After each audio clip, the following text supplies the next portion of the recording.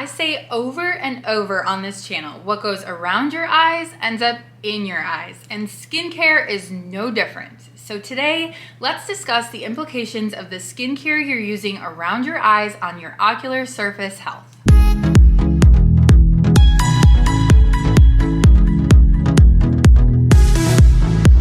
Welcome back to Eye School with me, Dr. D, where I teach you about products and treatments related to dry eye syndrome and eye beauty so that you can have healthy, beautiful, comfortable eyes. Give a little love tap on that subscribe button down below to stay up to date with all the latest eye tips and tricks I have for you. Before we get started, make sure to check out drmelaniedenton.com and download my free guide to choosing better eye makeup. The migration of cosmetics and skincare products across the lid margin and into the tear film has long been observed by eye doctors in day-to-day practice, and recently there have been articles published to back up what we're seeing clinically. The migration of these products is thought to exacerbate tear film instability and symptoms of dry eye syndrome. In addition, numerous adverse events have been reported with the use of cosmetics around the eye. Prospective studies have demonstrated that eyeliner application at the inner eyelash line or waterline is associated with higher levels of tear film contamination and ocular discomfort than application at the outer periocular skin. This is why I've been saying for years to never apply your liner on the waterline. And a recent randomized trial also highlighted the potential for eye cosmetic wear to compromise the efficacy of lipid-based dry eye supplements. So yes, what you're putting around your eyes ends up in your eyes and truly matters, whether that is your liner, your mascara, your makeup, or your skincare. So let's talk about the tears. The most superficial layer of the tear film is composed of a complex mixture of lipids secreted by the meibomian glands, and a continuous surface lipid layer is required to inhibit tear evaporation. It's been suggested that the migration of cosmetic products across the eyelid margin may potentially contribute toward an increase in debris within the surface tear film lipid layer. In clinical practice, I see this all the time. Makeup in the tear film results in very oily looking tears. I can literally see your makeup floating in your tears, and it absolutely changes your tear chemistry and how your tears behave, leading to symptoms of dryness and irritation. And we see that in the studies. It causes irritation, changes in the lipid film layer, meibomian gland blockage, and even meibum contamination. So that leads to styes if your meibomian glands become contaminated.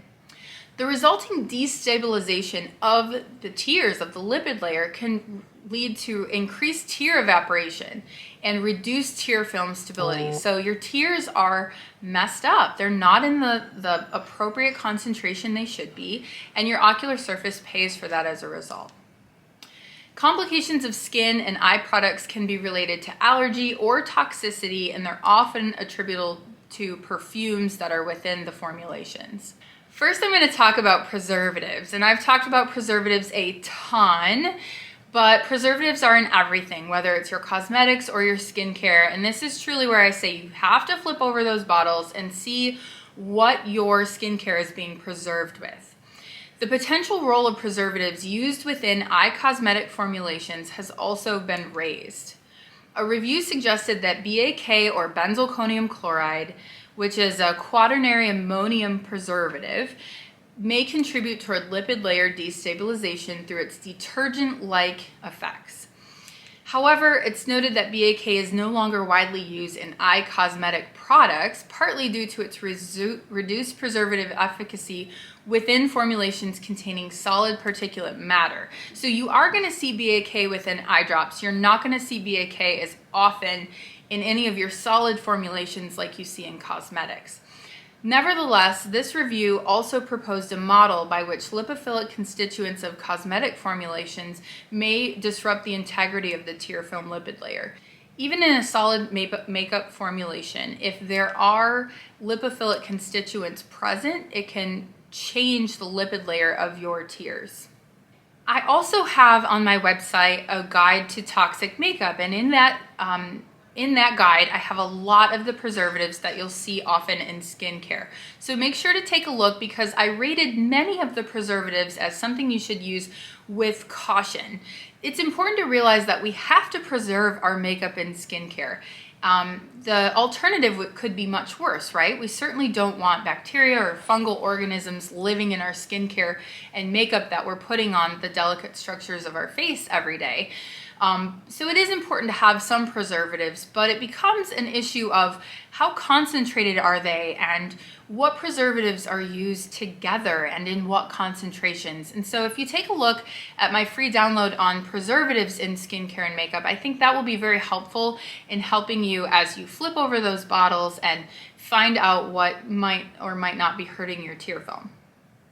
Next up, we have actives, and skincare actives are often recommended by dermatologists as a way to exfoliate the skin, promote collagen formulation, and skin regeneration. And many of these are acids, so you think about AHAs and glycolic acid, and these all do have the potential to cause acidic corneal and/or conjunctival burns.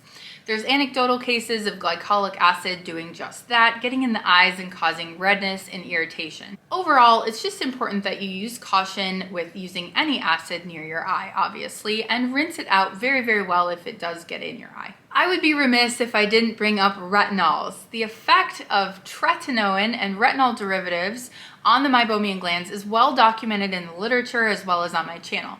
I'll link videos I've done on the negative impact retinols have on the meibomian glands here, as well as my advice on how to apply retinol if you must use it. The next category that I've not covered before are dyes and fragrances. So another component of skincare that is undoubtedly migrating to the ocular surface as the rest of the cosmetic migrates are the dyes and the fragrances that are contained within the product itself. Like preservatives, fragrances and dyes have the potential to alter tear film chemistry and stability and potentially cause irritation as well as dry eye symptoms.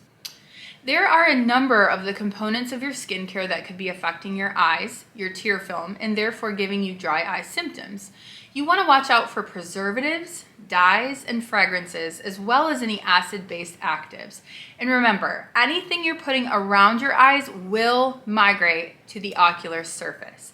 Therefore, it's incredibly important to flip over those labels and analyze all the components of the skincare and cosmetics that you're placing around your eyes. Think critically about how it will impact your tear film. And if you have any questions, don't hesitate to comment below and contact me, and I'll help you find out if those preservatives or other components are affecting the front of your eye. This is an emerging science. This is something we don't know everything about at this time. So everything you guys share with me is very helpful in starting these conversations about what our skincare and eye cosmetics do to our ocular surface. And if you've made it this far and you're not already subscribed to my channel, please hit that button and the bell so that you don't miss notifications.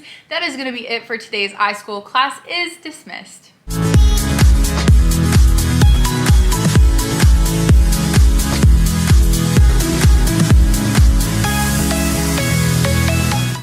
So first lock up, what was that?